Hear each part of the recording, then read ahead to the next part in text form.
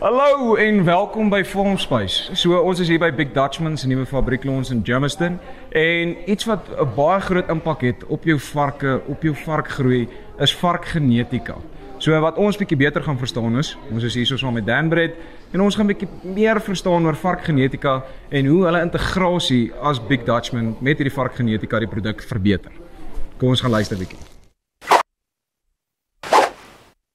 Hallo Jurgens, hoe gaan het met jou? Hey, lekker Albert, jyself. Goed, dankie. So ons is nou hier by Big Dutchman. Ongelooflike geleentheid om hier te kan wees met hulle nuwe fabriek wat hulle launch, al die produkte wat hulle uitstel. Ja. En iets wat baie genoem is deur die dag is varkgenetika. Ja. En hoe varkgenetika vorentoe gaan, maar baie van die produkte gaan nie saam met die genetika vorentoe nie. Maar ons weet Big Dutchman is die leiers in hierdie opsig. Vertel my 'n bietjie meer van hoe het varkgenetika so groot impak op jou varktoerusting?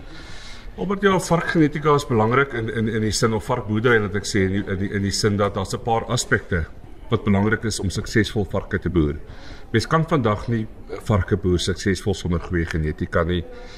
Gesondheid speel 'n kardinale belangrike rol. En voeding bestuur al daai goed, maar behuising en die toerusting wat jy gebruik in jou produksiesisteem is ewe belangrik.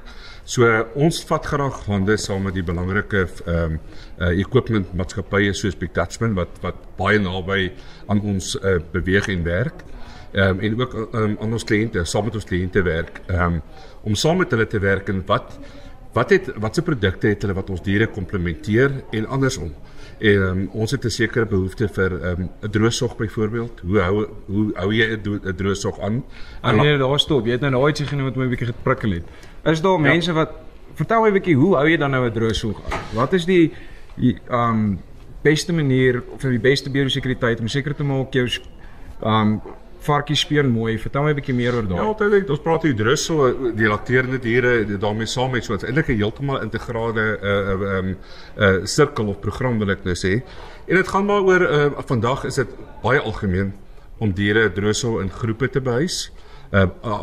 Of met elektroniese selfvoeders te voer of met skouerborde wat ons noem. En die klimaatsbeheer van daai huise raak al hoe meer belangrik. Veral in Suid-Afrika waar sulke variasies in temperature kry.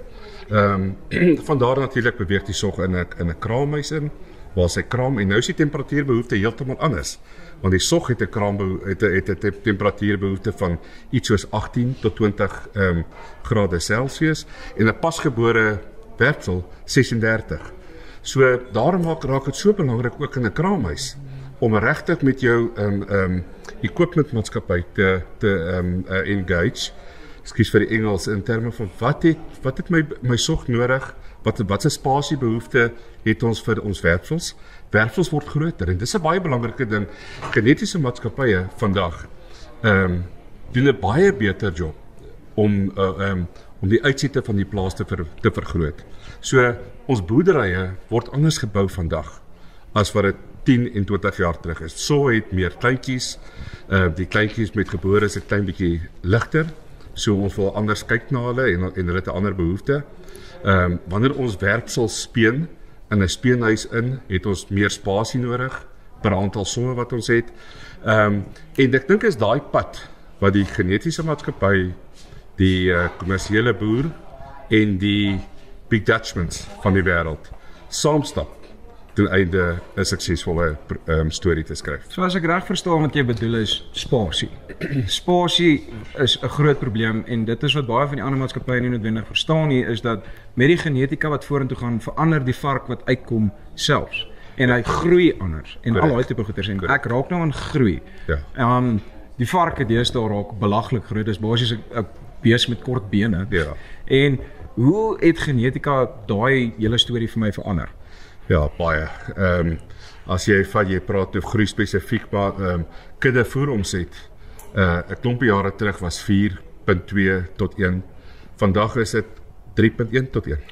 Ek gaan jy daar stop. Dit klink vir my soos iets tot iets tot iets. Verduidelik my 'n bietjie meer van wat is die 4, wat is die 1, wat is die 1? As jy 'n totale kudde vat, 'n sogkudde, en jy sê hierdie plaas van 1000 soe of 2000 soe, hoeveel vleis het hulle geproduseer in 'n jaar? Hoeveel kilogram vleis het ek verkoop by plaas af of ton vleis en hoeveel ton voer het ek gebruik en ons deel die twee in mekaar in en vandag doen uitstekende plase 3.1 voeromset per kilogram en dis baie goed. Dit is 'n ongelooflike verskil. En ja, weer eens, jy het hierdie 5 pilles nodig ten einde suksesvol te wees en niks wen behuising nie. Goeie behuising, goeie ventilasie.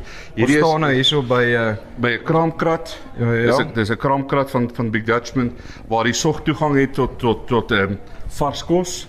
Natuurlik, hier's 'n waternippel vir haar. Die water val nie in die voerbak nie, dit hou die kos ook vars en dit maak die bestuur van die voer so 'n bietjie makliker. So as jy die sog lê op 'n cast iron slat, dit hou haar ook koeler en die klein varkies op 'n plastiek slat.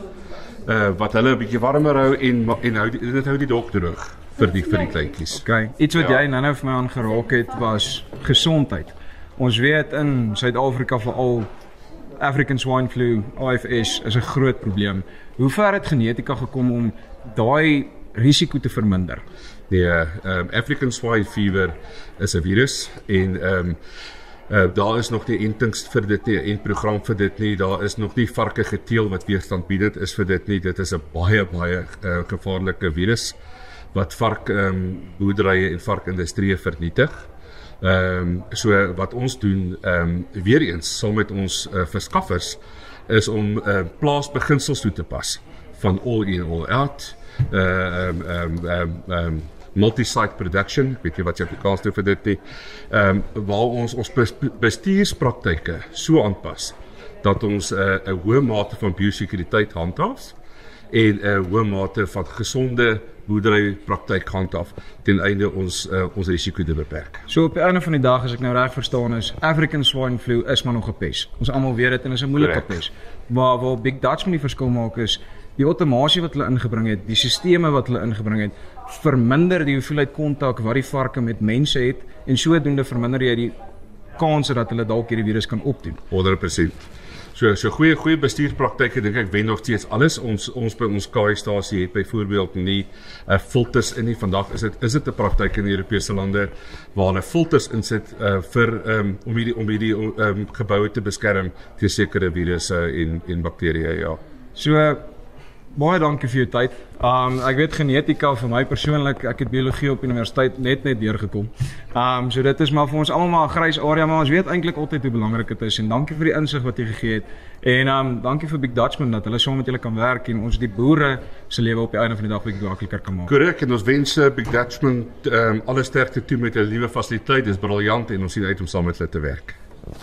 So Suid-Afrika teenoor Europa, Europe is maar Afrika light op die einde van die dag. Die siektes, die alles wat hier rond hardloop, beïnvloed die vorentoe die produksie en die veiligheid van die produk op die einde van die dag. Met skuwe en genetika, soos wat Danbury gehelp het mee en ook samewerking met Big Dutchman, maak dit vir die boer makliker om op die einde van die dag 'n ordentlike produk te kan voorlê sonder enige probleme. Dis Farm Space, oor en uit.